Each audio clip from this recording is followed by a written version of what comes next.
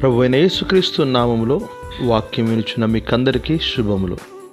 ఈ దిన వాగ్దానము, నా ప్రాణమా యెహోవాను సన్నిధించుము, నా అంతరంగమునున్న సమస్తమా ఆయన పరిశుద్ధ నామమును సన్నిధించుము. కీర్తనలు 103వ అధ్యాయం 1వ వచనం.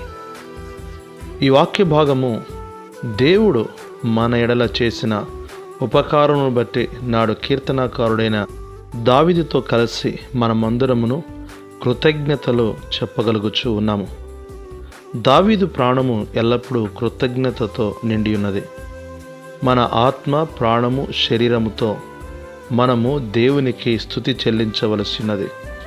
నేడు కొందరు దేవుడు ఆత్మకే కానీ శరీరానికి కాదు అని శరీరమును ఇష్టానుసారముగా వాడుచున్నారు. కానీ దేవుడు సమస్త శరీర ఆత్మలకు దేవుడు అనే దైవజనుడైన మోషే సెలవిస్తున్నాడు.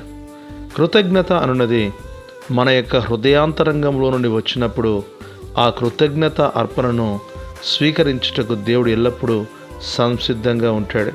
కనుక వాక్యం వినుచున్న ప్రియులరా, మన దేవుడు పరిశుద్ధుడు, ఆయన నామము పరిశుద్ధమైనది. మన అవయవ నిర్మాణకుడు ఆయనే. కనుక ఆయనకు మన ప్రాణ, ఆత్మ, శరీరములతో ఎల్లప్పుడూ కృతజ్ఞత చెల్లిస్తూ కృతజ్ఞులమై జీవించుదము. అట్లు ప్రభు కృప చూపించునుగాక. ఆమేన్.